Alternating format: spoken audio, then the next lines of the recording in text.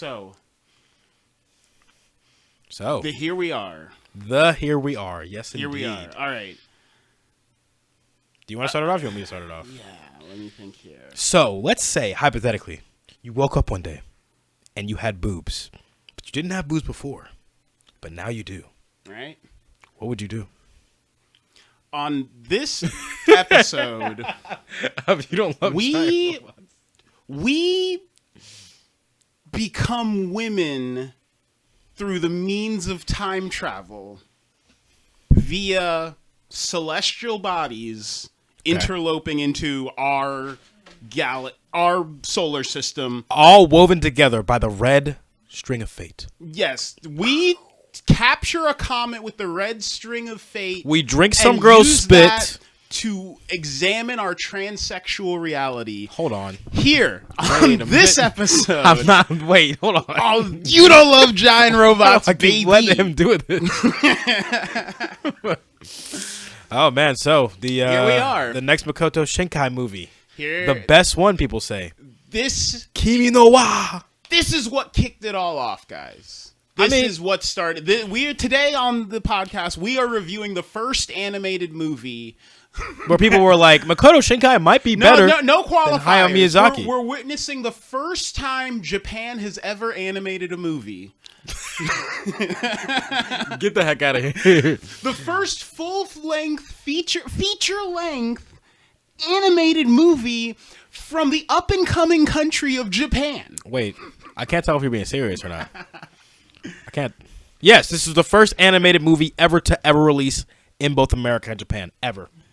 Anything else is fake. Akira, put it in the rear view mirror, bro. Was it Spirited Away? Didn't even see it. How's Moving Castle? What? Kiki's Delivery Service? Keep checking the tracking number, sister. Yeah, so this was really... Because I didn't know who Makoto Shinkai was. And when this movie came out, I was so recalcitrant to watch it because everybody was saying how good it was. I'm like, I can't be that good, bro. Like I saw some of the clips. I'm like, okay, cool animation. Who cares? And then I watched the movie. Nick, I cried. I cried like real nigga tears. This is the Widowmaker for... this might be the ultimate date movie. The anime. What? This might be the ultimate, like, we're going on a date, baby. Let's go watch a movie. Nah, this is not the date. What? This movie is love incarnate, dude. I think a better one would be I Want to Eat Your Pancreas. Way better date movie. Have you seen that movie? This is why Zeke is single and I'm not. Listen, the math ain't mathin' on this one, I'm brother. just telling you, okay? I'm just telling you. One of us has a crazy comic book collection. One of us doesn't. Who's really winning? Zeke. Who's really winning? Where are they at? Where are they at? My comic book collection was ruined in the blizzard of 2011 when the rear window of my Saab broke. Whatever you and say, they got ruined. Snowed in on. Hey, snowed in. My Crisis on Infinite Earths, my Identity Crisis, my Walking Dead 1 through 100 original print, my Invincible. This was your original sentiment? Is that what you're saying? Yeah, I'm saying I'm not joking when I say I had a Saab 9.3 Turbo that in 2011 the rear window got broken. They did have a lot of external electronic issues in the Saabs. My rear window got broken on my drive home from Hagerstown, Maryland, and my comic book from what? I was driving home from Maryland. Wait, where Maryland? Hagerstown. And my comic book collection got Hagerstown. Hagerstown. Hagerstown? Yeah, is that a crazy? I was here in Hagerstown. No, Hagerstown. Okay. You know why I stopped you though. But yeah, my comic book collection actually did get ruined in a snowstorm, and I am not joking when I say I had Walking Dead 1 through 100. You're telling me in the 2011? It would have been just about 12 and a half years after you couldn't build up another comic book collection. That's all I'm saying. At that point, bro, I was all in on the digital. Like, you don't know about Demonoid. You don't know what it was like, bro. I was downloading the CBZs and the CDRs. You know what I was doing in 2011? I was on Kiss Anime, watching Demon King Damio. I was in Box.net pulling down mega uploads. That's cool, Nick. In order to build out a home server. You were like 60 when that happened, so of course you were doing that. Anyways, back on topic. I was looking up raids. The very first movie to ever come out of Japan. Your name, Kimi no Wawa. Kimi no Nawa. Kimi no Nawa. Your name. This is a cultural moment. This movie. It was, yeah. Let's just put the cards out there. This is Shinkai's fucking masterpiece. This is like his irrefutable. It's like, what do you like about Shinkai? Do you like his characters? Do you like his romance? Do you like his story? His ideas? His sci-fi conception? And he literally jammed music? He literally jammed all of that into one movie. You're a fan of his skyboxes? This movie is 80% skybox. Yeah. This might be the most audacious skybox ever drawn. And I mean that. I will say this.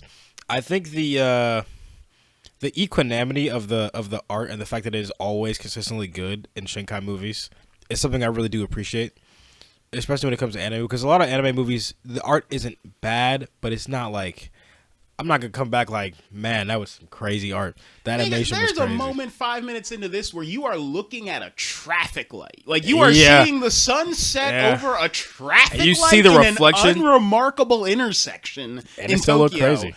And you're like, what the fuck, This man? is beautiful. It's like not even... You're like, what are other studios doing? What the fuck is going on? Twiddling their thumbs? Well, I think MAPPA's probably the only one that could probably compete. This is some next level shit. Anyways, so... What would you rate this Shinkai movie so far from what we've seen? Well, let's get into the movie itself. Right. We've been talking about it, but from like a 1,000 feet up overview, this movie is the lake house within Freaky Friday. What? You haven't seen Sandra Bullock and Keanu Reeves in the lake house? They got they find out there's a mailbox. They go to the mailbox. They put a letter in. No. Someone who was in that lake house like 7 years earlier pulls the letter out. They can communicate. I've never seen this movie. You know, it's a middling romance movie from like 2007. You don't need to watch it. Okay. This is better than that. But we all watch Freaky Friday with Lindsay Lohan and Jamie Lee Curtis. Come on, bro. Nick, when did Freaky Friday come out? I think 04, 05. I was pooping and peeing in diapers. But it was a Disney movie, dude. I watched that movie when I was like a jit. Yeah, but there was some circumstances behind my childhood was probably why I didn't watch that movie. Yeah, well. Sorry. Yeah, but we have a classic Freaky Friday, waking up in someone else's body. I think I probably think of like Groundhog's Day when I think about this movie a lot. Not because it's like repeating the day, but because it's like, you know, extraterrestrial things outside of people's controls, making time and space kind of weird. Yeah, I wish you had seen Freaky Friday in the Lake House, because this movie truly... If I met Makoto Shinkai, I would ask him directly. I was like, did you watch Freaky Friday and then watch The Lake House and then make this movie? Because this movie seems... In the same way that it's like you watch Tenet and you're like, damn, Christopher Nolan really hated Primer, didn't he? But think about this, right? Remember the first Shinkai movie? Voices of a Distant Star? Mm-hmm. Yeah, I mean... Remember how they were messaging over years, over time? Yeah. Over space? He brought that in there, right? Oh, yeah. I mean, this movie... I'm not saying Shinkai should put a gun in his mouth and pull the trigger, but this might be the high point of anything he ever does, because this is clearly the summation of a lot of concepts that he's been fucking with in his head for, at this point, like 15 years. So I remember when this movie came out, and I remember the controversy, remember the conversations that were going on. People were literally comparing this nigga to Hayao Miyazaki, one of the greatest animated film directors of all. What? What? Dude, he's an asshole. He's anti-art in a lot of ways. Nick, he thinks if you don't do things exactly the way he does, he's like a big dickhole about it. Nick, in the kindest way possible, I love you. In the nicest way possible, kill yourself. Nah, fuck that. Miyazaki's also a weirdo who's obsessed with child love in a way that I don't appreciate. Ponyo really threw me for a loop about it. I've told you this. Makoto Shinkai does the same thing. Every Japanese person is obsessed with the idea of falling in love when you're like prepubescent, and that's just not how it fucking works. That's never how it works. It's never how it fucking works at all. You don't fall in love because you sat behind someone in 6th grade, but like, it could happen. I've seen it happen. You know, I'm waiting for the divorce, but it's crazy because they just get married. Like, I get with Miyazaki, it's like, I get it, dude. Every movie you make is kind of ferngully wrapped around. It's It's always like, we've got to preserve the beauty of nature. Also, I love planes. Like, man, Miyazaki would fuck a plane if he could. If you put a vagina on a plane, what? Like a prop rotor plane. How did we get to this point? Because you're getting all defensive about me saying, like, look, Miyazaki's good. Look, regardless of his character, I don't really know too much about it. It seems like you do more than I do. When I watch Ponyo, though, his I'm like, movies are his movies are crazy. His movies are crazy good. I think Tales of Earthsea is probably the most underrated Studio Ghibli film. He hated that movie. I liked it. Miyazaki hated that movie. Miyazaki can suck one. He's I don't like, care. fuck my son who made this stupid movie. That's like the one good movie his son made, and the other one was Goro. He's like, fuck Goro. That was a bad movie. Yeah, I think he literally came out of retirement when his son released his last one. He was like, "This is so bad. I gotta come out of retirement." It was terrible. Imagine like your dad is like, "Nigga, you are so trash at this. Right. I'm doing it for you." He's got to make another movie about people falling in love with the idea of flying. I don't know. I haven't seen The Boy and the Heron yet. It won some Academy Awards apparently. Yeah, but fuck them. I don't like. Leonardo got his award for The Revenant, and it's like, if you watch all of Leonardo's movies, that's and his like worst body. You're like The Revenant, and you're like, these people really don't know shit about shit. They really don't know how to like think or talk about anything. Senor, behind you. Oh, yes. Yeah. But this movie, getting back to this one. Oh yeah, I forgot we're talking about a different movie. We wake up with Mitsuha and Taki. We're not at Taki yet. Okay. We're Mitsuha. We're a girl. We're living in the countryside in a little town. She's a geisha, almost like a geisha in training. I wouldn't say a geisha. I'd say because they didn't priestess? really. Yeah, I think princess. I think a priestess is more akin to what they were talking about in the movie. Yeah, she's like the high priest. There's this ritual. It's very funny because in this town that Mitsuha lives in, there's this ritual for this sake that is the most valuable sake in all of Japan because it's made through this very flamboyant ritual where a priestess chews up rice, spits it into a box, and lets it ferment for a year to make supposedly the most supreme form of sake that money can buy. I feel like it'd be kind of gross. You wouldn't drink the geisha spit? Nah. You're fucking lame. I'm normal? Yeah, thanks. I'm here to have fun. Oh my god, you probably bought the was it the Belle Delphine bathwater? When you're on your deathbed, you're gonna be wishing you drank more geisha spit. Nah, I'm on my deathbed. I'm gonna be wishing I played more games. Well, I'm glad I never tasted that geisha spit. That's gonna be my last word. That is you're gonna be like. I heard somebody say this once. Wonder. Well, if I'm ever like on my deathbed and they have to like unplug the plug, I want like a Poe cosplayer to come in the room, unplug the plug, and as soon as he does it, just be like, skadoosh. That's it. That's the last thing I want to hear. I don't even know what to make of this. But this girl, she's like, it's interesting because this girl's like the town princess or whatever, and she is very much like, I fucking hate being the town princess. Because her dad's the mayor. Yeah. And she's like, I hate having... It's like, hey, Mitsuo, what are you doing? She's like, I'm preparing for the ceremony where I have to chew up the rice and make the special wine. And even the people of her town are like, oh, that's weird. You gotta make some comments about it. Yeah, again, girl. So another interesting plot point is her mother currently is gone.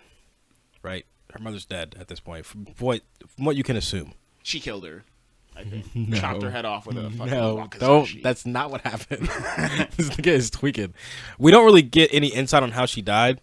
My guess is it has something to do with what happened with her, with the whole like switching bodies, people, whatever, this and that. But don't know for sure. Anyways, back to your point. Well, that's interesting. Yeah, so she's like going through the whole process, talking to her friends about how much she wishes she was just living a different life, wishes she was living in Tokyo. And then one day, she wakes up in a nigga's body. She wakes up with an extra set of balls. Right? Just looks into her pants and it's all a mess of penis and balls in there. Why is it a mess? What's going on down there? It's nothing but... Wait. Why would it be a mess? Did it get tangled up? What? It's just... No, wait. It's an absolute... You gotta explain that. You gotta explain those verbs you're using, bro. Why is it a mess? What happened down there? Anyway. She's got an assortage of bits. So she's She wakes up as our man Taki. Yeah. Named after the delicious Mexican treat. He is a boy. Takis are Mexican? What country are they from? I don't know. I didn't think it was Mexico. I just never thought about it. The blue ones. Takis are Mexican? What do you... Jamie, look that up. Yeah, but Taki, he wakes up. He's got a woman in his body. Nightmare shit. Wait. Nightmare shit, guys. He's got a woman in his body. You've got a woman in your body, and she's oh my gosh, looking in the mirror. Oh my God, what is this? And like a Freaky Friday, like we all know, you've got to try to live a day in that person's life and not draw suspicion. And they both fail horrendously. She's throwing up gang signs. She's like crip walking in between. She bought an 8-ball before school. Right? People are like, yo, Taki, like, what's going on, dude? You don't normally, like, you're like way more anti-Semitic than you normally are. Like, what's going on with that, dude? What, Nick, above the normal amount of anti-Semitism? Mitsuha's just like, I'm just saying it's weird that they have tunnels. But yeah, so Taki is Mitsuha. He's going through his day, and we learn about Taki through this sequence. We learn he's a waiter in Tokyo. Mm-hmm. He's got a lot of friends. Mm-hmm. He's kind of an introvert. Mitsuha quietly calls him an incel. She doesn't say it explicitly, but you can assume it based on like the things that she said when she was in his body. She's like, man, this nigga got no game. This nigga got no hoes. What's wrong with him? He got no one calling him.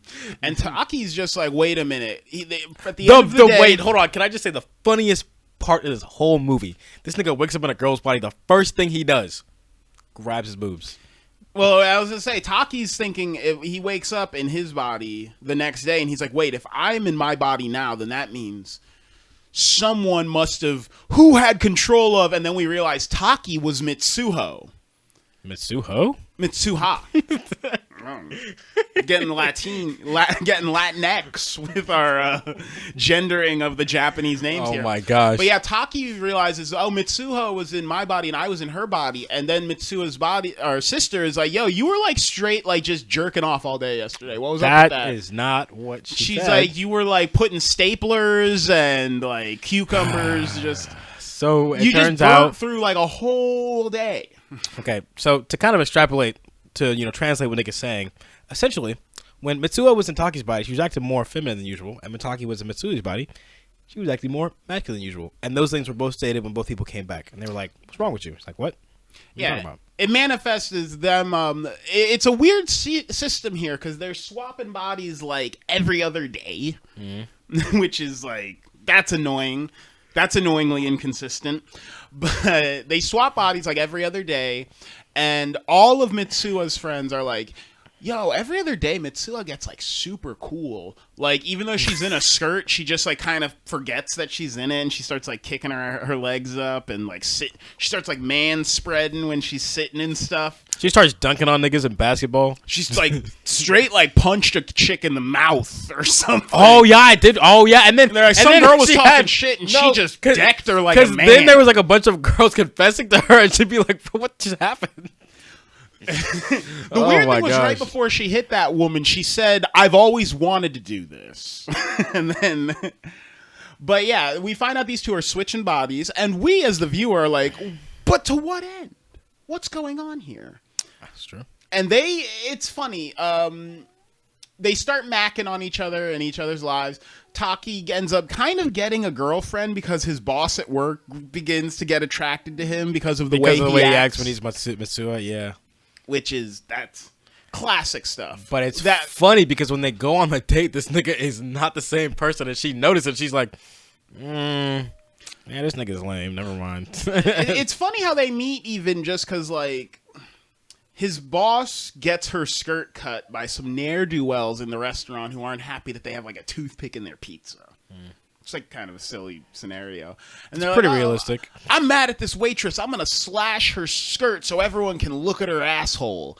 And that seems like a measured response. It's crazy. I don't know what's going on when you get east of the Prime Meridian, baby. No, apparently it's like a huge issue, stuff like that. No, I'm being so serious. Like in Korea, in like public bathrooms, women have to be very careful because dudes will literally put cameras in the bath. Like it happens in Japan too. Right, It's they want to see a huge issue. They're all. This don't know guy what is they wanna like, see. I'm gonna try to see this chick poop, so he slashes her skirt, and then she later on, Taki's like, oh my god, someone slashed your skirt, get naked, and she's like, what? And he's like, I'm gonna turn around. Don't worry, girl. Don't worry, I'm not taking pictures. Not nothing I've never seen before. I got Stable Diffusion on my home computer. I don't need you to get naked to see you naked. All right, pal. Oh my gosh. All right, buddy. Taki. But no, she takes off her skirt, and Taki then sews the most effeminate thing I've ever seen. I think it was like a bunny with like heart eyes or something. It was like a hedgehog waving at the like. I sewed up your skirt. Don't worry. And your hands it back, and it's like a hedgehog waving at the sun. You're like, huh. Interesting. We have a word for this that I won't say. I might. But I think you're attractive. As a woman, I think you as a woman are attractive now. Which is the same word I was going to describe this picture with. No, but it's very cute. We get to see these, like, the quirkiness of, like... And what we do see is Mitsuha... who I'm butchering her name, I know. They're like, Mitsuha, or whatever, and I'm like, Mitsuha Naruto. Wait, you could just pronounce it like Michael B. You could pronounce it like Michael B. Jordan was like Naruto. Naruto Shippuden. Yes. But yeah, she as women do, she starts to get attracted to this man through the fawnings of another woman getting attracted to him. Which is like, ladies, let's dial back the insidiousness. I'm not gonna lie. I was talking about this with my aunt. I don't know what it is. It's like apparently they examine this in behavioral psychology, whereas like they see the happiness of someone else and they're like, oh, I want that now. And that's not even just with like men who have girlfriends. It's with everything. When a guy has a girlfriend, he's proving that he's capable of maintaining a girlfriend, which is like. It's like, oh, that's like a bunch of green flags or whatever. Yeah. But it's weird because this is a girl. I mean, we all want this. We all want a girl to take over our body, go into the club. Well, you know what? What? Hold on. I don't know. Hold on. Because I'm now of the mindset. I was in a thread on the internet recently where it was women, if you were a man and you had to get laid this week, what would you do to get laid? And after reading that thread, I'm very much convinced. I'm like, I don't know if women know how to pick up women. I don't know if they have. Because all the answers probably be something like, oh, just be nice. Compliment her dress. Half the answers were like, I would be paying for it. Like half the answers were literally like, how would you get a girl to like you? And they're like, I'd give her like $1,000. One of the responses was like, I would take her to this restaurant. I would take her to this place. I would take her. And it's like, you're not a millionaire. God, you're a regular dude. You've got $100 to swoon this. What woman. A lot of those responses show is like, if a girl doesn't already like you, nothing you do is going to make her like you. Yeah, no, everyone knows it's like step 1 is be attractive. Step 2 is don't be unattractive. Those are the rules for picking up people. I'll say this, right? I'll say it's a spectrum. Okay, I think it really depends on the person and the situation, because there are a lot of situations you can get in where you come off more attractive than you are because you're either confident in the situation or you have the choice to be what's the word? It's like when you're capable in a situation, right?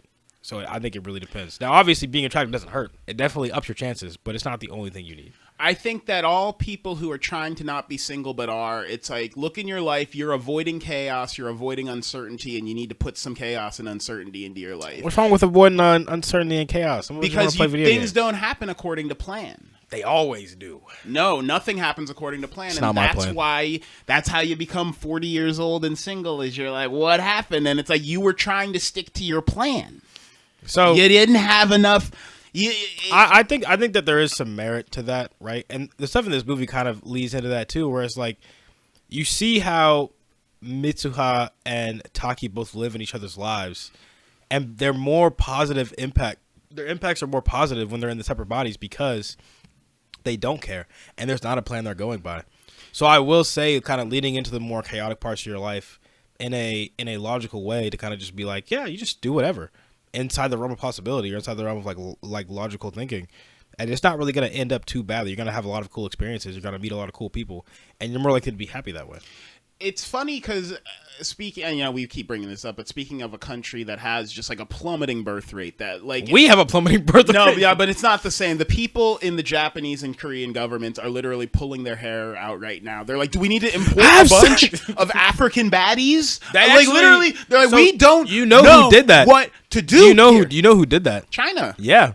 China was like, all right, just import them somewhere else. We need to just gotta import. Hey, bro, they gotta fix that birth rate problem. 1 million African baddies, and like I don't get the birth rate. I'm saying the Japanese government is literally like, well, we might could need some Beyoncés over here. That might be our only way out of this one. Only unless we figure out cloning tech, or we can make like one woman. Beyonce is the only solution.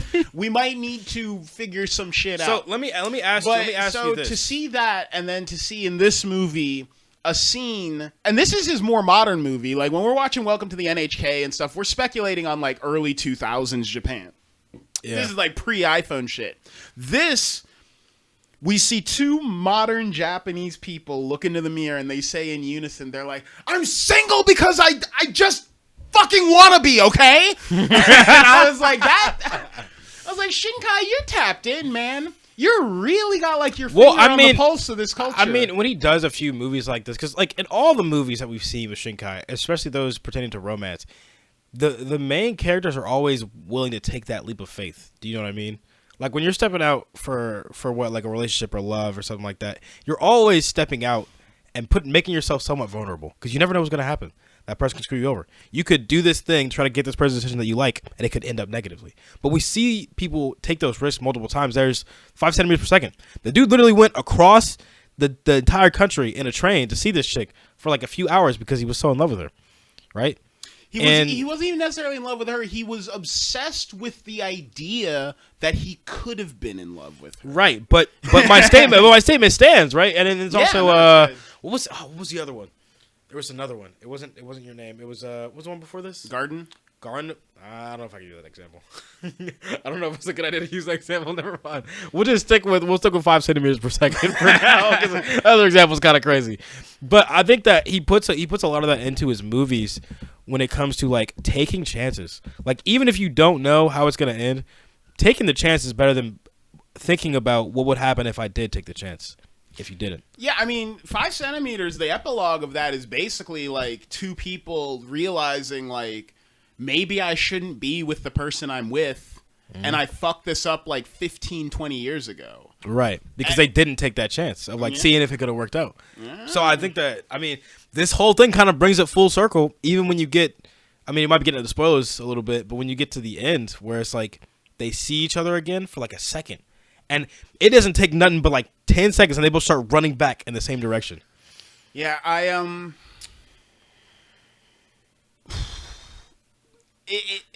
this movie, God, there's so much good romance in this movie because it's such a, we get this like meet cute of these two people falling in love with each other over the idea of learning who each other is by leaving notes and going into each other's bodies.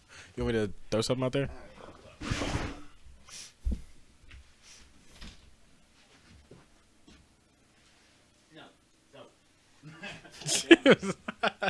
I was like, wait. The meet cute. Come on. What's up, buddy? This is Sophie, guys. Sorry. This is the channel mascot. Sit.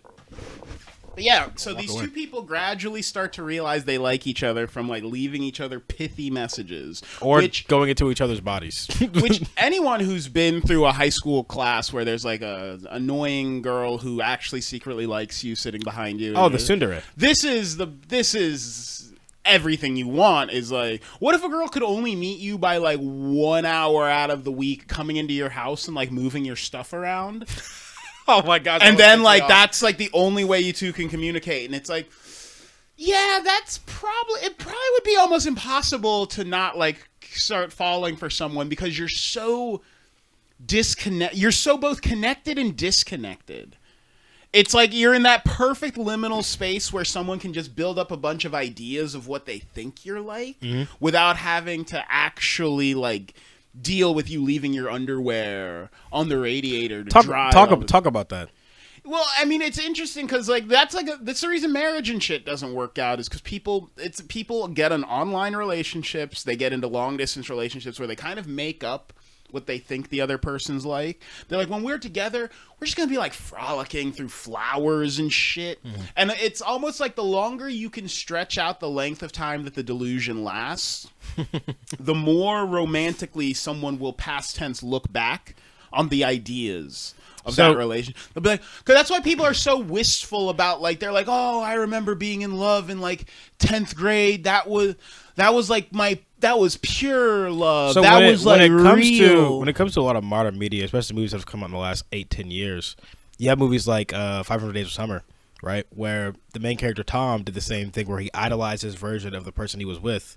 And then when he came down from that high, he started looking back in the relationship and actually seeing it for what it was. Right. So I do think that it is a big issue, especially with a lot of people that grew up on all these romance movies and these rom-coms that have these idealized versions of people in their head where they, I mean, like you were saying, and what was the movie you said that, well, in 5 centimeters per second, where he was more in love with the idea that he could be in love with this person than the actual person. I mean, yeah, by the time that nigga's 30, it's like you have put years into thinking about a girl that you have spent less than a year with. Yeah. I mean, you've thought about her for a decade plus. You now have not known her longer than you knew her. Exactly. She could be totally crazy, dude. She might cash out your fucking Capital One account on Panera gift cards. I think it's worth taking the risk. Type shit. You don't know what's in there, dude. But the point of like the fact that they got closer because they didn't really know each other, but they did at the same time. Where it's like, I think that one thing that is very important for interpersonal relationships, especially in the early stages, is the connecting dots portion, right? Where when you meet someone and they tell you something, they give you a little bit of information about themselves, and you kind of just connect the dots in your head, kind of think, oh, well, like, let's say somebody has like a fire tattoo or something like that, and you're like, oh, maybe they like fire, like maybe their dad's a firefighter, maybe this and that. And you kind of connect the dots in your head, and that allows you to build more deeper neurological connections to that person because you're just coming up with this in your head and you're more idolizing it than actually understanding. You see our demographic of motherfuckers do it all the time. You see guys say shit where it's like, man, if I could just meet a girl who was into anime, or if I could just meet a girl who's like into video games. And then some of them are like, if I could just meet a girl. And it's like, you need to meet a girl who's both into all of the same stuff that you're into, that you still will find to be a raging, like, bitch, terrible person to be around. Because then you'll realize, wait, actually, I don't want to date myself. So I made that mistake in the past, where I was like, oh, well, the person I'm with has to like the same things I like. And I think that there is a duality to that, where it's like, they don't have to like the same things that I like, but they should at least be cool with the things that I like. Yeah, right? You should have not similar interests, but similar worldviews. So I think similar values are a lot more indicative of successful relationships than anything else. Yeah. Right? Because people will say, oh, well, you have to laugh together, whatever. You just make sure you smile, make sure you make each other happy. Like, yeah, that's cool. But if you guys have separate values, it's going to get to a point where you guys are going down this road, and one person wants to go left, one person wants to go right, and you're like, well, the left is the right way. No, the right is the right way. Well, no, going around a corner is the right way. And it's like, you're not going to be able to come to any type of conclusion. Right? It's like meeting someone who's like, I'm in the Lord of the Rings. And you're like, what? Really? And they're like, yeah, I love the Hobbit movies. And you're like, you would think on paper we'd have things in common. But we don't. But in fact, it's the opposite. It's like, oh, and it's like, I love Pokemon, mainly like everything that came after Black and White. And you don't like Black and White? And my favorite anime is Demon Slayer. And you're like, wow. I see what you're saying. Yeah. You're like, oh, you love video games, you love anime, you love comic books, and yet you're a fucking, like, you're an Avengers fan. you're an Avengers fan who plays League of Legends and loves, like, the Harry Potter games and stuff. And it's like, Harry Potter game. Yeah, no, not even Hogwarts Legacy. I'm talking about like the old Harry Potter. Oh, like the PS2 games? Yeah, I'm saying it's like you can meet. It's like I love FIFA. It's like I love FIFA. I love Justice League, and I like League of Legend or something. And it's like There's nothing wrong with that. You like all the same things I like, yet somehow you don't like any of the things I like. Yeah, but to the point of I actually love Justice League. I'm sorry. I was trying to think of a comic I hate out there. Was it like I hate Modern X-Men, and you don't like X-Men Gold? I like. Okay, wait. You know that's a dangerous thing to say because there's too much X-Men. Because X-Men the new X-Men Gold was good. Half of X-Men is very, very, very good, but some of the other half kind of sucks balls. Jean Grey centric stuff is terrible. Oh yeah, I don't know who's writing her, but whoever does not know how to write Jean Grey at all. All of the stuff in X-Men where there's no psychic characters is very, very good. Well, no, there was the X-Men versus the Avengers. That was dope. Anytime there's like you throw Xavier, or you throw Emma Frost, or you throw Scarlet Witch, or you throw Jean Grey, or God forbid Hope Summers. Ugh. Hope Summers. Why does it sound familiar? Scott and Jean's daughter. Oh, the worst writing, the worst shit, the worst writing you'll ever see is just like Jean Grey. Anyways, Hope Summers is written like, what if Coraline and Daisy Ridley from Star Wars were like the same person? And you're just like, what the fuck is this? It sucks. But we were talking about interpersonal relationships and the mystification of the idolization. There's so much sexy fucky mystery between sexy mystery between Taki and Mitsuha, because they're like, we only know each other through like, he lives in the city I want to live in. He's like, she's like a princess or something. I'm like, this is God straight conspiring against you romantically. Honestly, this would fuck me up. Well, even the worst part. So we start to figure out later on they're in two different timelines. And that you're 45 minutes into this movie and you're like, well, I'm ready for anything. And then, not gonna lie, the revelation that. Well, before that, right, in the first part of the movie, you remember what we see? Well, we start to learn that there's a comet. Right. But you know what we see in the first frames of the movie? Taki seeing that same comet years before. Yes. With the bracelet around his arm. Yes. There's a comet in the sky. And weird things happen around this comet. This comet, we find out 1,000 years earlier, 1,200 years earlier, a fragment of this comet broke off and hit the town that Taki lives, or that Mitsuha lives in, and that's where that creating the lake that the town was built around. And now this comet's back to reap its revenge. Once it's $5 back, it dropped. I remember what I'm here to finish what I started. So once you start getting to the point in the movie where they stop switching bodies, right? And Taki's like, what the heck happened? I got to find this chick. He remembers her name. He looks her up. He can't find her anywhere. And then he eventually finds the town she was in by like going on a little excursion. His friends are worried about him. So the chick he works for and then one of the people he works with, I think, or one of his friends, they go with him to kind of figure out what's going on. And eventually he comes to the conclusion that, wait a minute, this whole town is gone. So then he looks on a list of people who were killed, and guess whose name is on the list? Mitsuha. Not my girl. This nigga breaks down, bro. I'm not gonna lie. You lose your first bad one, I break down too. I'm not gonna lie. If I found out that the girl that I had been casually time traveling with had died 3 years earlier, I might never recover. Nigga was genuinely tweaking. I would have genuinely started tweaking too. I don't think I'd have it in me to continue on. I there's so many things at this point in the movie when Taki learns that Mitsuha. If I learned that a girl that I had like slowly been falling for, through the act of her being my wingman, no less, hooking me up with my boss, and then me essentially screwing that up, and then like it's like, hey, I hooked you up with your boss, but really it's because I like you so much, and you're like, men aren't built to hear things that nice. Like our brains can't. We get like one or two nice things every decade. So, learning that Mitsuha is dead, like full on dead, fucking dead, like obliterated. We then get a flashback to what she saw when the meteors split.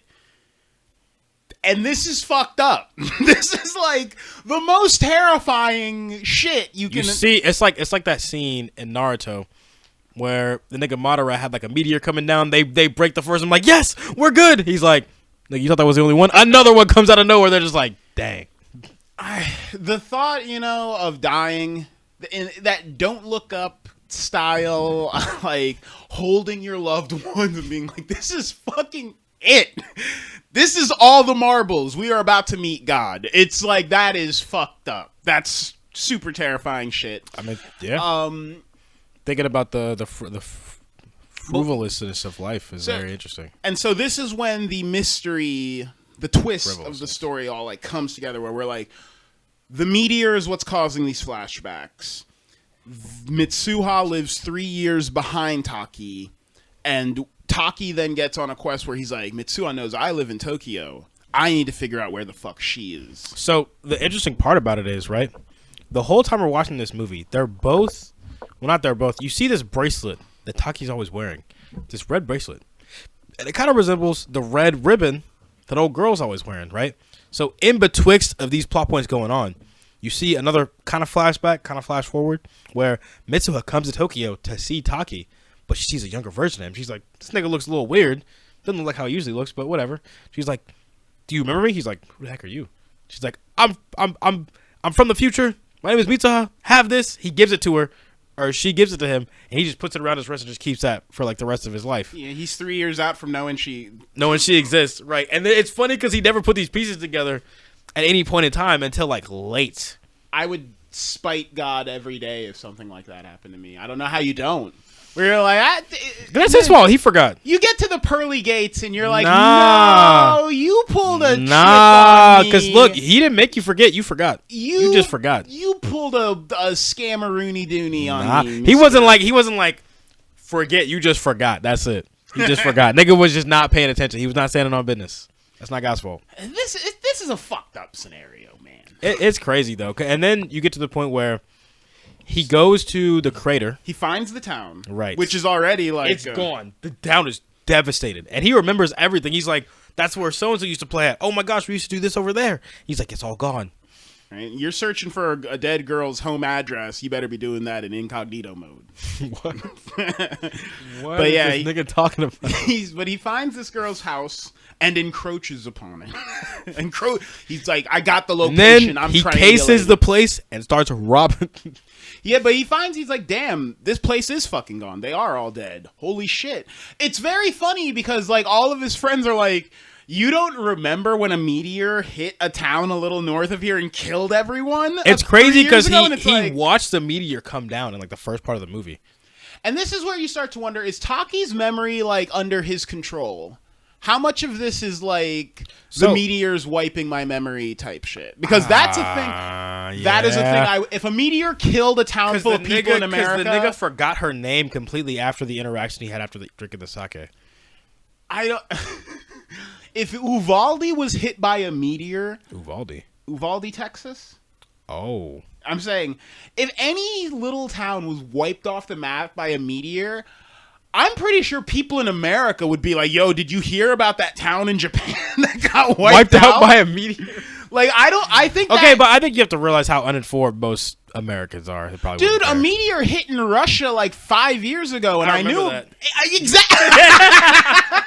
I'm saying, my point is dismantled. Sorry. I'm saying, dude, if you 500 people killed in a hellfire from the sky, I think that would be on the news. I think we'd be having like 9/11 style remembrance shit. Nah, America doesn't care that much about other countries. Honestly, I would be like, yo, we got to get some satellites up in space, make sure that shit doesn't happen again. That's fucking wild. Get Elon on it. That's what they said.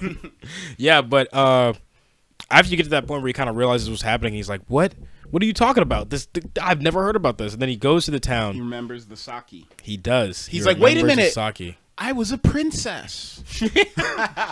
We've all had that memory. I was like the town princess. And it's funny because the person who ends up driving him down used to also live in the town. He's like one of the only survivors. Yeah. Dude in the truck. Yeah. And so he gets to the cave where they bury the sake for the remembrance ceremony. And this sake's extra potent. Oh, yeah. They got something a little special in there. Sacramented with the ghost of your dead girlfriend. Are you kidding me, dog? Supposed to sit for 1 year, but has been sitting for 3. That's 4. Vintage whiskey you've got there. Yeah. That's fine barrel-aged Kentucky gold. Fine cottonwood barrel-aged for 86 years. So he pulls out this sake, and he's like, I have to know Mitsuha. This is the closest I can get to her because her body's disintegrated. This is the last of her essence that remains in this realm. She was killed by an asteroid. There's not even ash to spread across the ocean. Before we get to this point, did this come out before Doctor Strange? Doctor Strange, the movie. Yeah, this came out in like the first Doctor Strange. I don't know. Yeah, I don't remember. Because I'm thinking, because after he drinks the sake, what happens to him resembles that one scene. Oh, don't you dare! It does. It does. I'm standing on business. Now, it's not exactly the same, but I think the whole like out of body experience thing is pretty similar. Hey Google, what year did the Doctor Strange movie come out? The release date of Doctor Strange was October 13th, 2016. Hey Google, what year did Your Name come out? In the United States of America, Your Name came out on April 7th, 2017. What year did hold on. Hey Google, what year did Your Name come out in Japan? In the United States of America, Your Name was released on April 7th, 2017. So there's 6-month gap. I'm gonna say no way. I'm not saying they copy them. I'm saying it's similar. 6-month gap. Yeah, no. Especially that's the American release date. This came out in Japan in January? I think this came out in January. Because I feel like I remember seeing stuff about it before it came out in America, which it's usually how it goes. I remember seeing a headline where it's Your Name has made the most money of any animated movie released in January or some shit. Stop it, you little dork. But yeah, he finds the sake, his connection to Mitsuha, and he takes a swig. And then what we see is the worst hangover of all time. A 5-minute flex of the artistic team. You know what they call that? Everyone else in Japan to just go home. You know what they call that in animation? They call it the Sakuga. Sakuga, yeah. Sakuga, yeah. It's the longest Sakuga scene of all time, and it is crazy. It goes into detail. This nigga falls off of something. You see him as a fetus. Then you see him grown up again. It's freaking crazy. It's the thread of life, thread of love sequence. We see the threads that connect him to the universe. We see the thread that connects him to Mitsuha. We see the comet as a needle of sorts drawing a line through the galaxy. We see, which then turns into the umbilical cord connecting him to his mother, connecting Mitsuha to her mother, getting cut, the meteor strike. It is fucking wild. This is straight up one of the prettiest things that's ever been in a glass box that is your television screen. It's interesting as well because I remember seeing that scene before I even saw the movie. I saw that scene. That scene was the most watched scene of any anime movie I've ever seen in my life. Because I saw it on Twitter. I would just see that scene randomly. Niggas would make edits to this scene, this one scene in the movie. Because I remember seeing that scene so many times before I saw the movie, and I was like, let me check this movie out. The anime community truly is despicable. What? I still enjoyed it. I don't care. It's just such a weird thing to go up to someone and be like, check this out, and they show you the scene of Frodo getting pushed into the fires of Mount Doom. What was does that make you want to watch the other three movies? The thing is, with no context, you really don't have any idea what's going on. Yeah, it's just an asshole thing to do. You're just pretty scene. Well, I mean, I got spoiled for Attack on Titan as soon as season 4 came out. What's funny is I got spoiled for Attack on Titan a year before it happened, and I didn't even know that. You didn't know what the spoiler was until it happened. No, I was working at a smoke shop selling vapes, and a guy was like, "You finish Attack on Titan yet?" And I'm like, "Well, I'm waiting for the show to finish, but I'm almost there." And this guy looks at me, he's like, "Nigga turns into a bird." And a guy said that to me, and you were like, "What's this dude talking about?" What?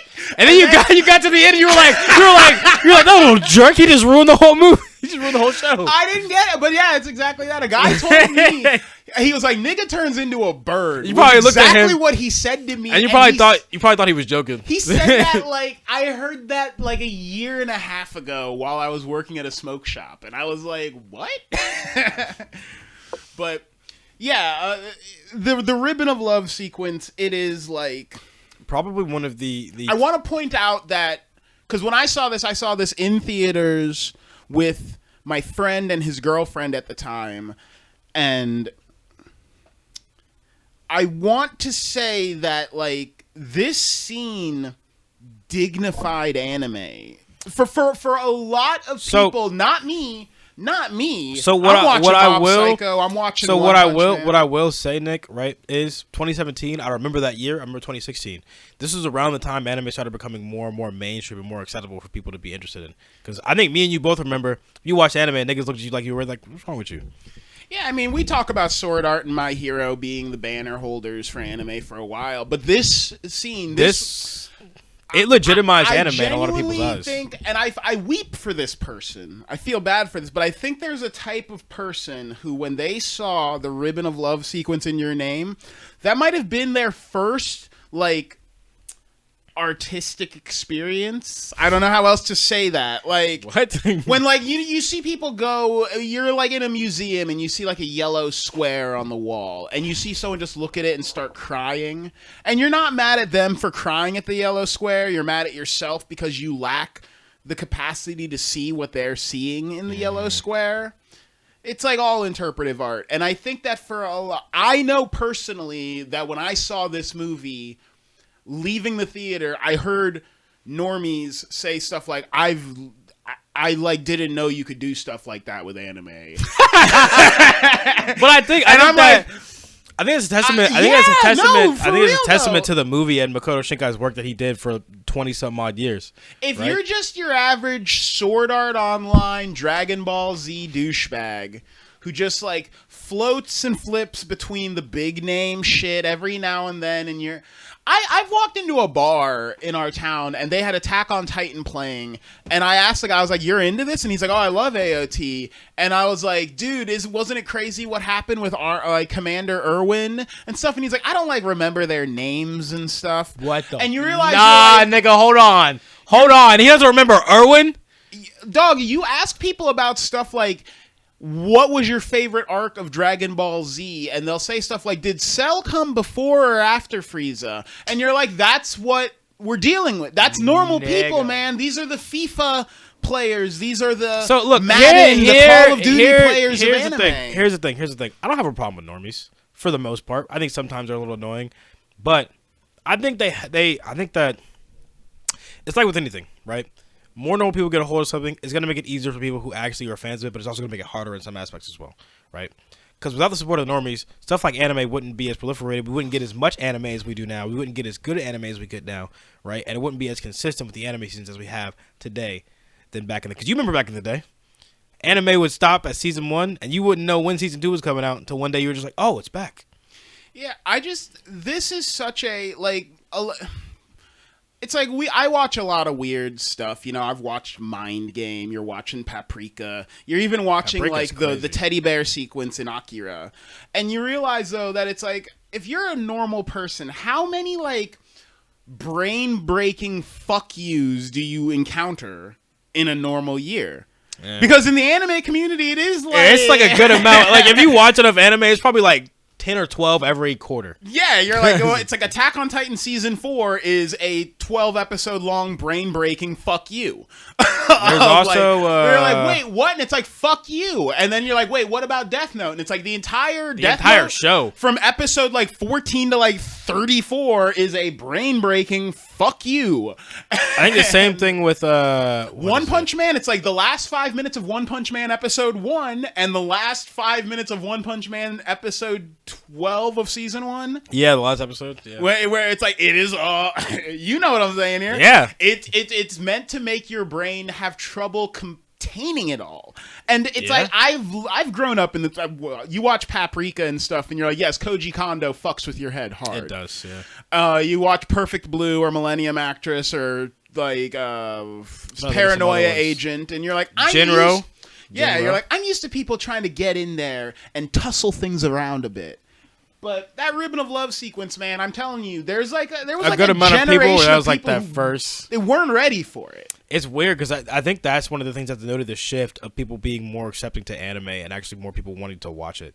Like, people watch that Mugen Train movie, and they're like, dude, when the fire Hashirama cut that demon's head off. You say Hashirama? They're like, or whatever, the Hajira. Or Hashira. I don't remember. It's like. See that you're turning the dude from the bar. I don't remember the level. I'm not a Demon Slayer fan. I watch good anime. Wow. But I'm saying, when Mugen Train came out, and I heard so many people say, this is the prettiest thing I've ever seen in my life, I was like, it's pretty. Like, it is. So I think the Jujutsu Kaisen movie was very beautiful. I don't care what anybody says. Mappa does. That's another one where I'm like, it's pretty, but it's good. It's a good movie. The fight scenes are crazy. Even the fight scenes in the anime are crazy. Dog, I'll tell you this: between Mob Psycho 100 season 2, Levi fighting the Beast Titan, which I believe was this year. Huh? In my head, I believe 2017 was the year Levi fought the Beast Titan. Oh. My heart, I feel that happened that year. And let me check this. Because I remember seeing this and thinking, this is such a bad year to be the most beautiful thing I've ever seen. Because I was like, yo, this is rough. I think it was... Man. Hey, Google. When did season 3 of Attack on Titan come out? Sorry, I don't understand. What? Hey, Google, when did season 3 of Attack on Titan premiere in America? Sorry, I don't understand. What? I swear to God. Sorry, my dog. Season 3. Oh, my gosh. I'm seeing 2018. Ah, man. Yeah. Wait. That's season 2? Yeah, 2018. July 2018. So season 2, we get the Mikasa saving Eren from the female Titan sequence. No. Season 2, what we get was Eren getting captured by oh wait. What the heck happened in season 2 of Attack on Titan? That's season 3. Regardless, the point is, very pretty stuff. Very pretty things have been happening. Yeah, because Mob Psycho happened. United States of Smash is out there. United States of Smash. I think it's around the same time, too. These are all around. I'm saying, dude, it was a wild year. And I'm like, wow, a lot of pretty things this year. But if you're a normie, this was it. This was your watershed moment. This was your, like, anime. Whoa, those Japanese people are really doing some stuff there between the pen and the paper, I'll tell you what. But yeah, so this is when the movie kicks into high gear. Fucking high gear, which is crazy to think about. It's in third gear for the rest of the movie. Because you don't... Yes, this movie is fucking pedal to the floor. And he's like, everyone in this town died. I just drank some geisha sake and literally time traveled with my brain. Like, I need to save everyone. At this point, Taki is now switched from being a guy to being our protagonist. Yeah. He's got to save the woman he loves. He went from being that dude to being him. I've got to fight the future to save the woman of my past, bro. So he ends up spawning in the game in Mitsuha's body once again for the last time because it hadn't happened in a while. And he wondered why. So now he's like, oh my goodness, what's going on? And the dots start connecting. Mitsuha's hair is shorter. She got, a little heartbroken when the Nagataki didn't know who she was, right? And then he's like trying to explain to everybody, listen, we're about to get exploded. Like, this meteor's going to kill all of us. And nobody believes her. She's kind of like, whatever, this and that. But except for Mitsuha's two best friends. And something I think was very important for the plot is the grandmother was like, who are you right now? Yeah, the grandmother was locked in. Has been able to notice the flips every time they happen. And apparently, when Taki was talking to Mitsuha's dad, trying to explain to her what happened before he got flipped out and moved to his body, the dad was like, who's talking to me right now? Because apparently the same thing used to happen with her mother. Yeah, and Mitsuha's grandmother implies that this used to happen to her. Yeah. We start to learn that it's all the geisha priestesses of this town all like time traveling, because that doesn't seem very fair.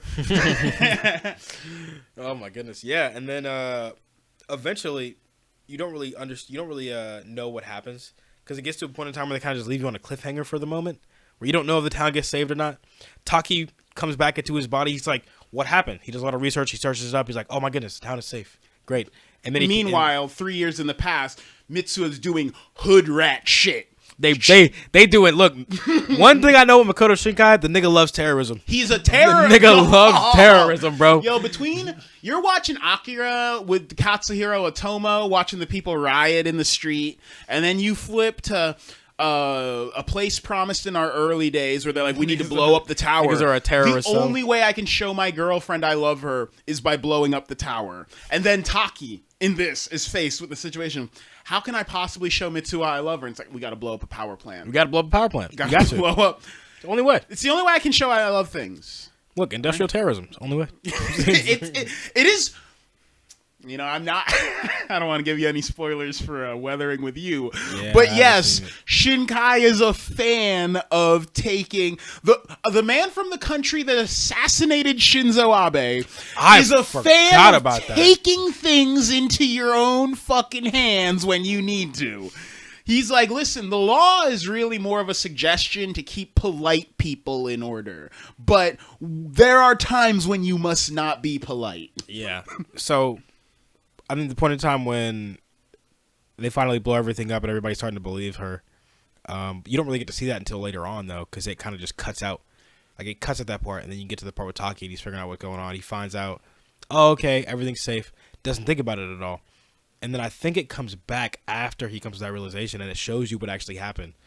No, doesn't it show you what happens whenever we get her two friends in the restaurant? Well, they blow up the power plant, and then they have an announcement that basically says to evacuate the town. Right. And then the people of the town are super annoyed. They're very like, what the fuck is this? And then they all get to watch their town get obliterated from a safe distance. Yep. But Taki is unaware, as most time travelers are. It's like, did I do everything right? He comes back to his time, and he's like, did I do everything right in the end? And his little brother's got, like, a roach head, like a bug head, and he's like, brother, what are you talking about? Everything is fine. He talks like that one dude from Men in Black. He's like, hi, listen. You know what I'm talking about? Yeah, like, everyone's just got, like, purple skin and horns when he comes back, and he's like, did I fix everything? And they're like, what are you talking about, Taki? Now, go on.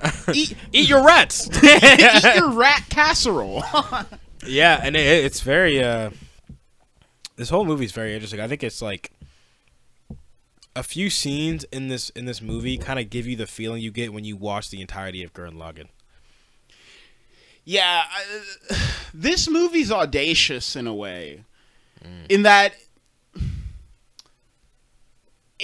this movie exemplifies the feeling I get after watching a lot of movies. Like, you'll watch a movie like Deep Impact or something, where it's like, we got to blow up an asteroid to save the Earth, or you watch a movie like Deep Blue Sea, where it's like, I was almost killed by a shark with an IQ of like 200 type shit. And you're just like, you get to the end of it, and you're like, and you just go back to normal life after that? Just like, next day, you're on fucking Indeed applying at jobs. Like, that's essentially what this nigga did. Like, you're not... he's a time-traveling hero. Essentially a superhero, and he's just like, all right, cool. I would be in a fucking straitjacket, dude, for the rest of my... In a padded room... mumbling garbage for the rest of my days. I bet you all owe me more than the money printers can't print what you all fucking owe me. I would be so indignant and like impossible to handle. Like, literally not even explaining to people that I saved the world. Just cracking ground on the idea that I time traveled a woman into my head from the past. It's like, you're a pariah, dude. You're like out. You're out of the poker club. You're out of the book club. No one wants to hear you talk about this. You're a homeless guy living under a bridge. Oh man, you ever seen The Big Bang Theory? Yeah. Remember when Howard went to space? No, I don't watch Big Bang Theory. I know of it. Okay. Well, there was a character who went to space, and he just would not stop talking about it when he came back. It was something like that. It's like if you were Vin Diesel in a Fast and Furious movie. And I'd tell everybody, I'm like, it's all about family. It's like, I fucking jumped from a car in the air, and then We flew our cars into space. Went into the window of another car, and then I drove that into a space shuttle. Like, it's just like... Everyone would be like, Nick, shut up about the going. Yes, you drove a Ferrari to space, dude. So, you say this at every party. We get to the point where we figure out everything's fine. Mitsuha ends up helping everybody saving the town, and then we flash forward. I think it's like 4 years in the future, right? Just about. So you see this nigga Taki in a restaurant with his boss and the other dude, because they end up start dating, right? And he's in there, and then he sees two people. Okudara. Yeah, Okudara and what's his face? I don't remember his name. But you do see two people in that restaurant who just celebrated getting married, and they're very familiar faces. It is the two best friends of Mitsuha. And then Taki hears them talking, kind of looks over for a second. He's like, they look familiar. Anyways, he walks out. Mitsuha walks in soon after him, but he never sees her. Right? This is kind of like foreshadowing, but not foreshadowing. You flash forward to like maybe a few months later. They're both walking. They pass each other, going up these stairs. Right? They go for a little longer, and then it hits them both at the same time, and they turn around. They run back. They're like, "Are you?" Cut the credits. Kimi no Nawa. Cut the credits. Which is, hey, what's your name? and then it's over. Hey, your name? Kimi no Nawa. Kimi no Nawa. Yeah, and that's, it is a masterpiece in the purest sense of the word. This movie cooks so fucking hard. It's insulting. It's genuinely insulting. It's putting adobo in there. It's putting Goya. It's going crazy. It's putting some freaking what's the Old Bay up in there. It's going ham. Yeah, listen. I got into an argument with my old roommate, because this came out right around the time Silent Voice came out, and he was like, man, I love Silent Voice. And I was like, if I was working on Silent Voice and this movie came out, I would have like ripped up the pages I drew. Well, because it's like the situation where making a goddamn masterpiece. It's like the situation where Horizon Zero Dawn came out the same week as Breath of the Wild, and you're sitting there, you're like, you're not a bad game, you're not better than this. Listen, man, it's like, what was that movie? Ben Stiller was in the movie The Heartbreak Kid. That movie came out at the same week as like GTA 4 and Halo 3 or something. And I remember nobody was watching that. But yeah, this fucking I like we haven't even talked about Radwimps. What? The people who made the music. Oh. The musical cues. And when that guitar kicks in, when he says, and it's like, you're just sitting there, you're like, Dream cooked. Lantern, put it in my fucking veins. Somebody cooked in here. I mean, there's so much about this movie that was done so well at the same time. It's like everyone who was a part of their particular jobs were doing their hardest at each of those jobs. Every instance where the camera pans to the sky is like the prettiest version of the sky you've ever seen. I'm not joking when I say you could pause this movie, throw a dart at like the timestamps, find the sky in that particular scene, and it's like, is that not the best sky you've ever fucking seen? Somebody draw this, or was this a picture? Don't put their whole bussy what? Into this. Hold on. What? I don't know what he's talking about. It's so fucking choice, man. Like, this is like Pulp Fiction levels of like, if I were Shinkai, I would literally be like, as they finished up the edit on this, like your hands are shaking. You're like, I'm terrified I might never make something this good ever again. I mean, you're starting to. Well, we'll get to it. We'll see. You got 2 more movies after this. And so then he dies. Where are you ranking this one? I'm ranking this one number 1. I mean, as of now, even if you wanted to lie to yourself, because to me it's like this movie doesn't miss ever. It doesn't make them like with Children Who Chase Lost Voices. You can at least get to the end and you're like, wait, there's the Guardians and then there's the anti-Guardians. There's like the Wish that require. You're like this teacher guy's kind of an asshole and he's so obsessed with his dead wife he doesn't act like a normal person. There's stuff in there where you're like, I'm a little confused. It's cool, but and Garden of Words is dope and that movie moves because it's only like 50 minutes long. Yeah, but there's a lot of things you kind of just like scratching your head about by the end of the movie. But you're not tearing up when Takao at the end of Garden of Words is crying to the teacher and he's like, I love you. Feel bad. You're emotional, but you're like in this when Taki realizes that Mitsuha is dead and he not only can't see her, but he might never see her. I cried some real nigga tears when that happened, bro. I'm not gonna lie. I was like, there's no way. I was like, this finding out that you're like the psychic conduit of a dead girl that you fell in love with. I was like, that is a profoundly depressing There's a movie thought. similar to this where Lovely Bones. no, I think it's with who's the dude who plays Hulk? Ruffalo? Mark Ruffalo. Yeah. I forget the name of the movie. I saw it in my suggested. Yeah, but I just like there's no part of this movie that like it's not even confusing. You get to the end and you're like, I get it. I get all of it. All of the confusing parts make sense right now. And even the point of where it ends, it's not really a cliffhanger. It's more of like anything can happen. And the humanization of the characters, like them just both liking this is one of the best, like, tsundere meet cute, I like you, I don't really like you, well, like, maybe you don't really care who I am or whatever. Like, this is one of the best ones, I think, like, ever. In that it's like... Darling of the Franks is better. I'll stand on that, I don't care. I just think that it's like these... I was like, these two people in this scenario, they would fall in love. Yeah. They would. If Taki and Mitsuha were with other people when they ran into each other on that staircase, they would both be pulling out their phones and being like, it's over. It's not going to work out. It's not you. It's the girl that I saved 3 years ago by time traveling. And if I was the guy that Mitsuha was dumping, I'd be like, is it that time travel guy? Yeah, it's that time travel guy.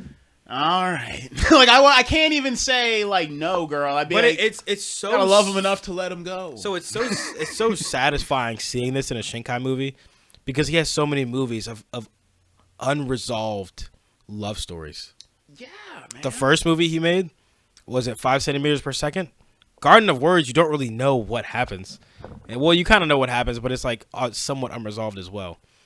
As weird as that whole thing is. So this is like the first time where like a love story is actually somewhat neatly wrapped up. It's like, get in, loser. We're going to use terrorism to close the loop on a time travel love story. And it's like... I mean, they did that last time. But Place Promise in Early Days. Yeah. Yeah, but there's no gravity tower where we're like, how does that thing work? That was, like, what? I think like that... the media... What's funny so much about this is it's... This movie even is just like, how are they time traveling? And it's just like the meteor. And it's like, sure.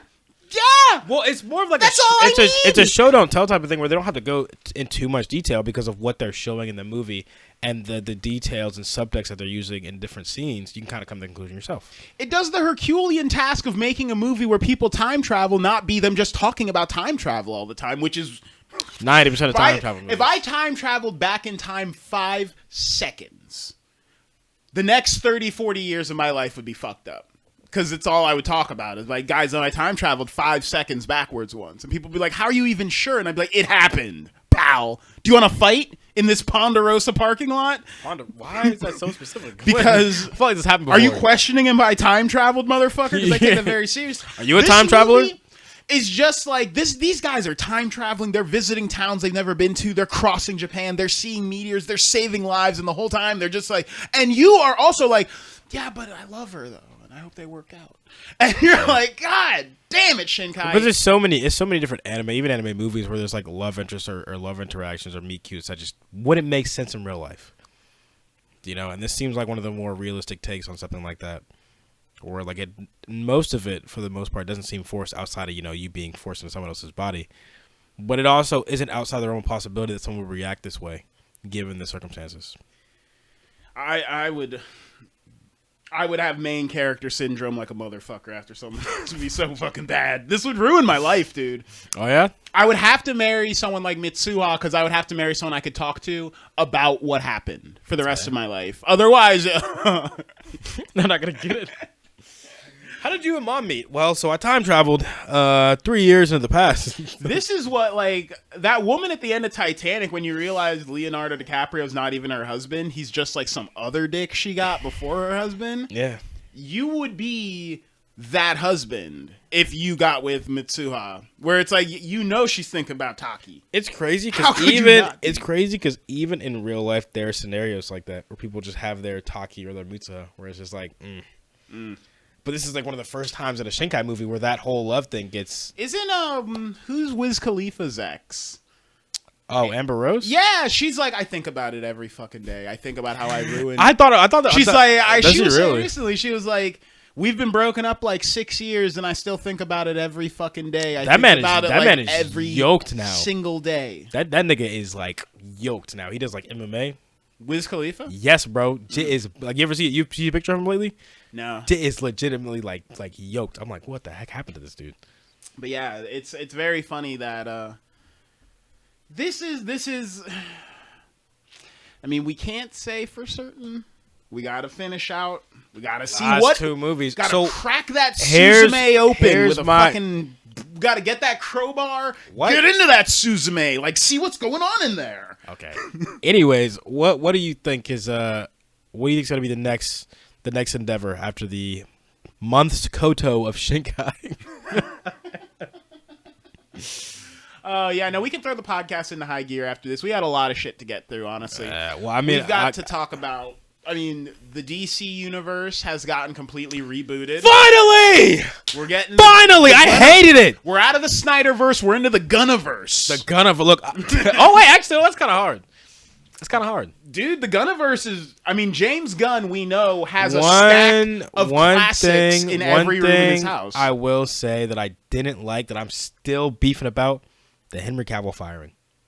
Because the nigga he hired looks just like Henry Cavill. Too much baggage. I don't care. I don't care. Much baggage. That is Superman. That is Superman. Don't even bring Hugh Jackman back. Listen, you know what? Back as Wolverine. Put some boxing gloves on, Nick, because I'm gonna fight you about this. That is Superman. Too much baggage. That is Superman. Not my Superman. No, this is a Zoomer thing. The idea that like actors are singularly roles forever. Listen, here's the thing, Nick. Everybody's wrong sometimes. You just see me wrong about this. Like, listen, we're going to need to get another Professor X. We're going to need to get another Magneto. Because the Magneto actor died, actually. Ian McKellen's not dead. Is he? Yeah. No way. Nigga, you didn't know? Hey, Google, is Ian McKellen dead? The same dude who played Count Dooku? Or the same dude who played, Count Dooku. Same dude who played Saruman. Hey, Google, is Ian McKellen dead? Hey, Google, is Ian McKellen alive? Sorry, I didn't understand. But I found something related. Do you want to know why did Ian McKellen not like The Hobbit? No. Alexa, or hey, Google, how old is Ian McKellen? Ian McKellen is 84 years old. Oh, is he still alive? Yes. He is still alive. Someone else died. But he should be dead. No, he's Whoa! No, he's super cool. He's one of my favorite actors. But I'm saying, listen, man, we're gonna need to get another Black Panther. We're gonna need to get another Superman. I was thinking of Christopher Lee. Oh, yeah. That's what I was thinking. Not easy mix-up to make. We're going to need to get another Superman. We're going to need to get another Wolverine. And I don't want to see Wolverine in anything for the next 10 years, but I'm saying 10 years from now, come on! I would just like to say we should get a Wolverine that's actually short. Yeah. Because the nigga Hugh Jackman was like 6'1". Yeah, Wolverine's supposed to be like 5'3". It's exactly how tall he is. But yeah, we've got a lot going on after month Kodo Shinkai. I mean, we can talk about Frieren. We can talk about please. My girl and I have gotten pretty deep into. Hey, cut that out, you. What's it called? To Your Eternity. Oh, there's I heard that one's pretty good.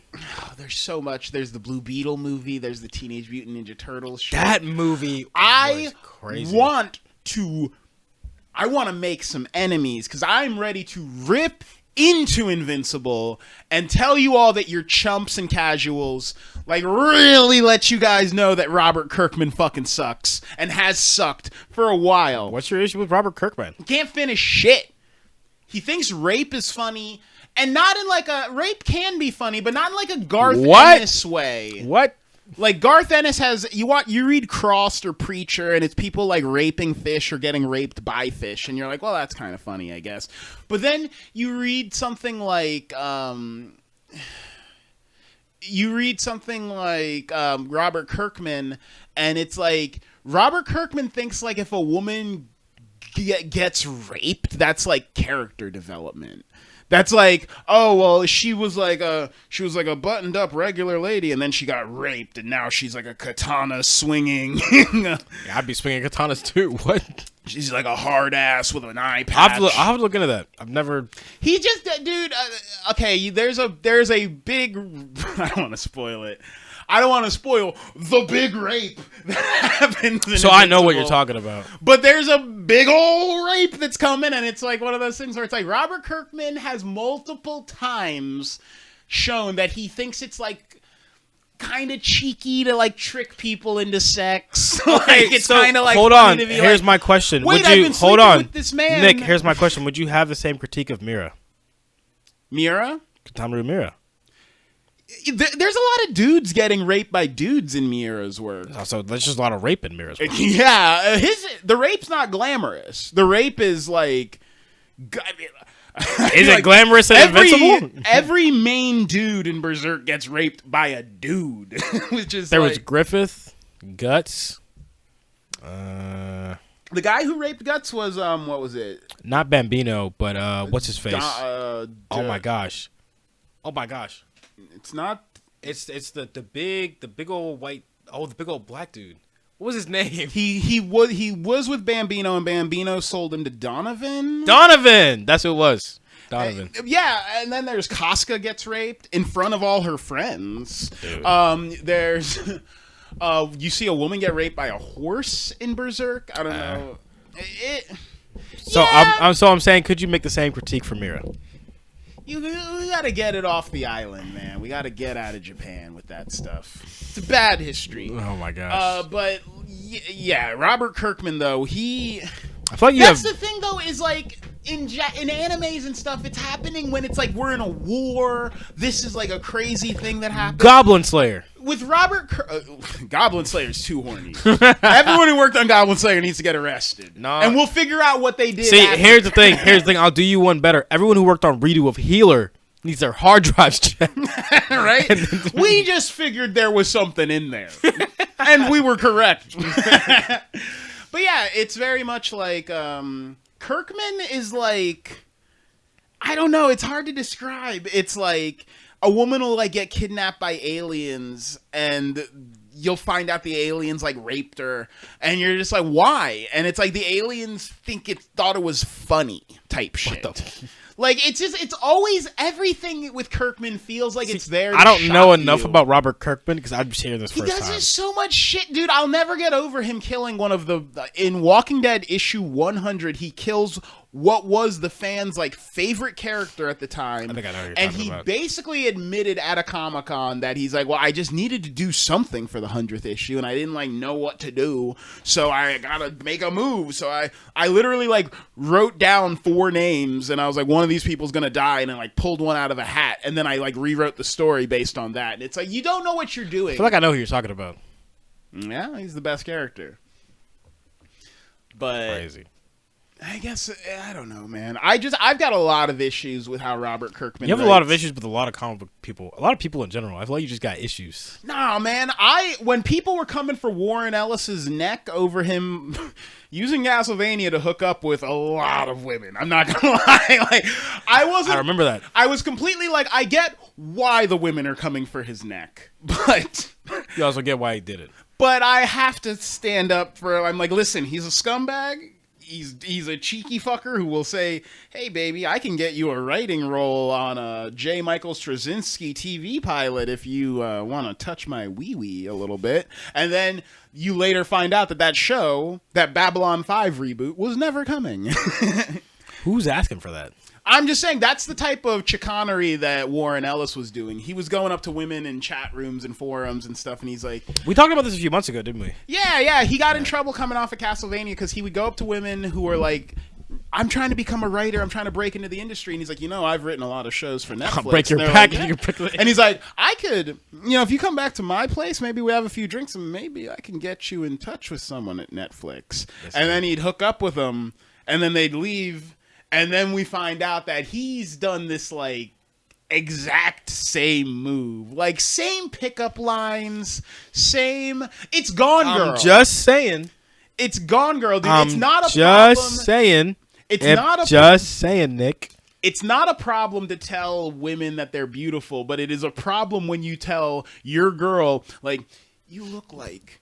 as if the Mona Lisa itself had taken shape and stepped off the page. And then your girl sees you 2 years later with a different woman, and you're like, it's as if the Mona Lisa had hold on. Stepped off the page. If it worked the first time, it wouldn't have worked the second time. If it ain't broke, don't fix it. Gotta be if special. It ain't broke, don't fix it. Nah, if it ain't broke, don't fix it. Special. And this, folks, is why only one of us has a girlfriend. Tell 60 women Look, in a row. Here's the thing. It's as if the Mona Lisa herself took shape and stepped off the page. And when the 59th one writes the thing. Online, if they don't find out, which they did, but if they don't, he got canceled. Listen, if they don't, there's no issue. You're banking on them like being dumb. Like I'm like, I can't believe it took 60 of them to figure his ass out. That's why I think it was a smart idea to make on that. We live in a different time, man. These are your father's scams. These aren't your father's times. You can't have a secret family down the road anymore. Yeah. People get on Twitter, they talk. That's true. Yeah, I will say that there's a lot to talk about now. But I am also moving in a week and a half. So there's also live action One Piece, live action Yu Yu Hakusho. Oh, I haven't seen either of those things. I hear they're both pretty good. It's debate. See, it's weird for me because I love Yu Yu. I'm romantically in love with Yu Yu Hakusho. But I will say, taken as a whole, not your piss ass memories of season 1 or 2. Because we all finished the Dark Tournament, but were you there for Sasori? Were you there for the Chapter Black arc? Were you there for the 4 God Kings of the Demon World arc? I don't think you were. Because I don't think Tagashi would tell you he's happy with the way Yu Yu Hakusho ended. Didn't they reboot Yu Yu Hakusho a few years back? No. You can't. The people who made Yu Yu Hakusho... If anyone who worked on Yu Yu Hakusho you found out was doing anything other than getting the final arcs of Hunter x Hunter out there, they would be hung from the neck until dead. Because that's what all of those people should be doing. There should be 0 people on the current Yu Yu Hakusho team because all of those people, it's like, what the fuck? Why are you not putting out Hunter x Hunter? Where is the conclusion of the Dark Continent arc? You need to put that out before we even think about what Yusuke Urameshi's doing. Yusuke had a full story. He finished the tale. He finished the fight, so to speak. Well, here's the thing about Hunter. No spoilers, but he became the Demon King of the Underworld. What more do you fucking want from him? Here's the thing about Hunter x Hunter. The story's still unfinished. There's still a lot of stuff in the Dark Continent arc that isn't really all that wrapped up. But I'm saying the Hunter x Hunter team is the Yu Yu Hakusho team. Yeah, I know. It's the same dude. Yeah. And so it's like, it's all hands on deck for that. Nigga's injured. Nigga just got out of surgery. They literally... There's not enough hours in the day to reboot Yu Yu Hakusho. There's just literally not. See, you know who I think could and probably would do it because they work their employees Mappa? Like slave. Yes, bro. The Mappa sweatshop can do it. Yeah, but Mappa can make garbage, dude. They made Yasuke. Like, you can make trash. Yasuke was bad. They made Kabaneri of the Iron Fortress and shit. Kabaneri wasn't that bad. Yasuke was bad. Yasuke was a horrible. Like, I didn't even finish it. Saying you don't. I wanted if you told me they're making Yu Yu Hakusho, but no one who worked on Yu Yu Hakusho is coming back for it, I'd be like, oh, well, fuck that. Well, so I will say this, right? Maybe it's because their animation's so good, you kind of get rose-colored. Because Yasuke, I really wanted to like Yasuke. I just couldn't. I couldn't do it. The story was lazy.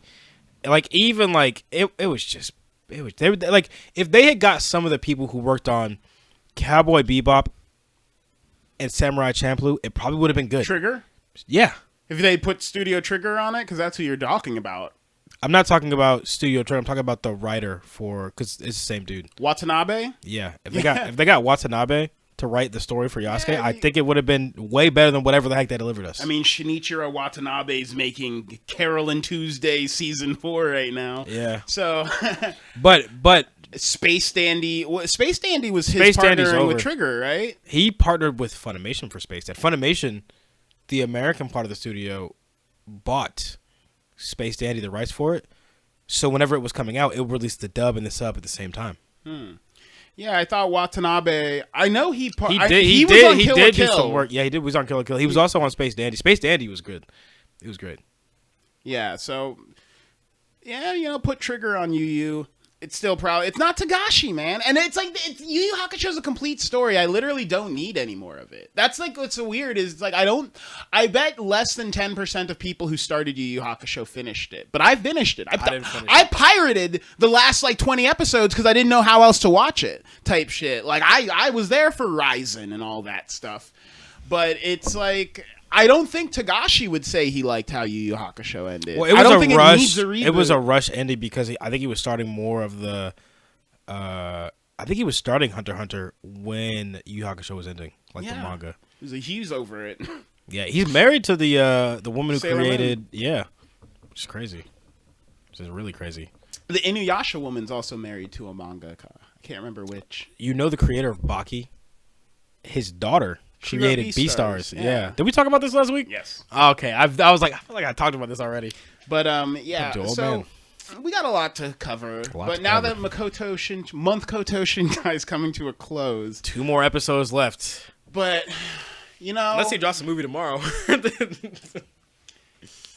is it really just him and Miyazaki?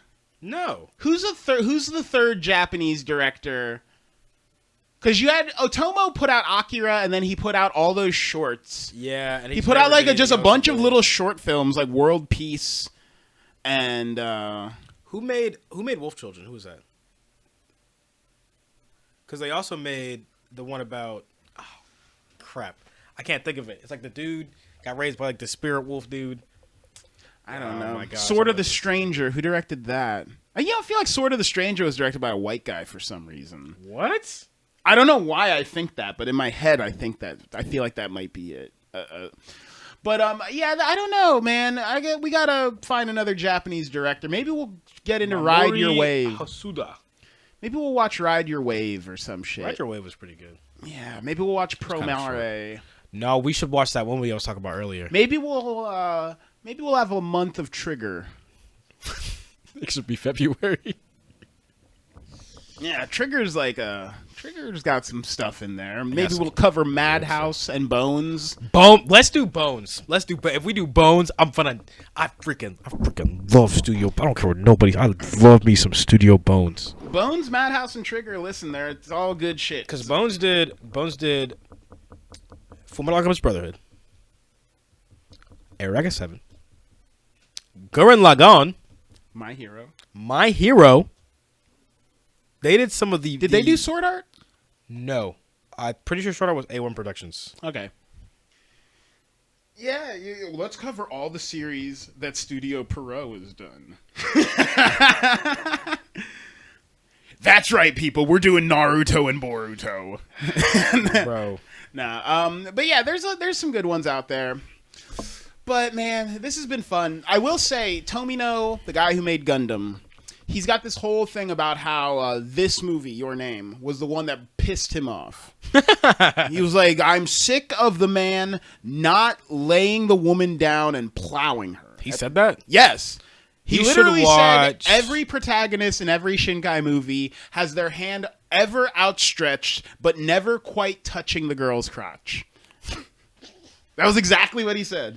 He's like, they're all men running around, and he's like, but they never quite make it. They never touch it. They never get. I mean, you got to remember this is Japan we're talking about. Tomino's like, Amuro Ray fucks.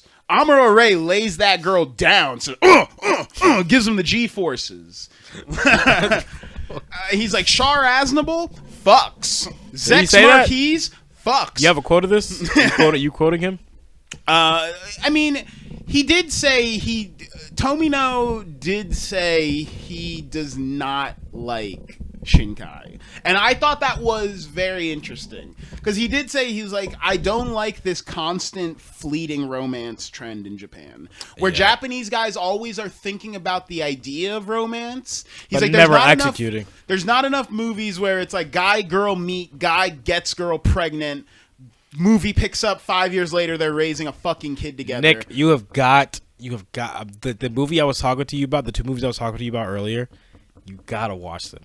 You gotta watch them, like one after the other. It doesn't matter what order you watch them in. Well, they Wolf connect. Children, where a dog gets no. pregnant? The one where it's like to all the yous I have loved, and then there's a movie that goes with that movie as well that came out the same month. They literally connect together, Nick, and it doesn't matter what movie you watch. That's how good the like Nick. I'm telling you, because I watched it months ago, and I still think about that movie. I might rewatch it. Or those movies, because it like Nick, I'm telling you, it's legitimately that good. Like, it is such a mind freak that I feel like someone like you would like it a lot. You would appreciate it. I'll give it a shot then. I'm always down for things. Not everything, but something. No, he's down for everything. I don't want to lie to you. A little freaky deaky. But but yeah, but this is Shinkai's masterpiece. I'm hopeful for Suzume. I've seen Weathering with You. Haven't seen you Weathering with You. I hear some things. I will say that Weathering with You is both very good and not a shut the fuck up once in a generation masterpiece. Which I mean, he released it right after his, because it's like you're never gonna do as good as your best thing. This feels like his Pulp Fiction. This feels like his like. I hope he... This is his 2016-2017 NBA season. I almost hope that Suzume is so different from this that I don't think about it at all. Because Weathering with You, you are kind of looking at it. It's got Rad Wimps is doing the soundtrack again and stuff. And you're just like... They should have like Flo do a soundtrack. art team. Like, it's like a lot of shots of Tokyo and stuff. And you're just like... I've seen this before. It's like, if you're gonna second verse same as the first, man. But I'm just saying, like, I hope Suzume is very different from Your Name, because we'll see. I know a lot of people didn't like Weathering with You. I wouldn't say I didn't like it. I will say the third act of Weathering with You. I don't even say the third act. The last 20 minutes are rough. Not rough, just. Is it like Children Who Chase Lost Voices, where there's like so much going on at once? You're just like, what just happened? It's really kind of hard to describe. It's like it does a thing that I can't think of a proper analogy. I have to watch this when I get home. Yeah, it's good though. Anything else going on come down the pipe? I don't think so. I may or may not go to MegaCon. It depends. We'll see. Yeah. Say we could maybe cover the Evangelions. Oh. Have you watched Evangelion? I've watched the original and the end. I have never seen the rebuilds because I don't know where to start. Oh, There's like the rebuilds 17. are the easiest ones to watch then, because I was going to say, really, it's getting through the 90s series. That's the 90s series was great. That's the hard part, though. That's the like hard the part. That's the most information. Well, that you're going to have to, like... It's like, it's keep this weird. in your head, because you're going to need this I to watched decode. I watched this show when I was like 13, 14, like shortly after I watched Welcome to the NHK. And I cried like midway through the show. Like the scene where he's like in his bed listening to that music on the little like disc thing, I started crying, like hysterically. I'm not even joking. I'm like, man, that's too much. Oh, yeah, we'll figure out what we're doing after this next. But if you don't love your giant robot, why are you even here? Why are you watching the show? Why are you not giving me your social security number? The credit card numbers on the front and the 3 security numbers on the back. If you don't love your giant robot, why are you not doing this? Donate now to help niggas without giant robots today. And I would just say that technology's coming really fast. So if you get a phone call from your giant robot asking you to wire money to them, like into a crypto wallet or anything, just keep aware that even if it's a picture of your giant robot, even potentially if it's a video of your giant robot telling you they need the money now, you need to video call your giant robot to confirm. Because you might be your giant robot might be getting scammed. I feel like we're still not talking about giant robots. There's a Giant robot in all of us. there is a tiny giant robot in all of us. It's called your skeleton. We're like the ultimate mecha anime. I'm like a mech of meat in a sort of way. I'm like a tiny mecha with like a little man called my brain inside the cockpit. He's got the little Gundam thing. See, I'm quiet because he has to know what he did. But no, we'll catch you guys next time on You Don't Love Giant Robots.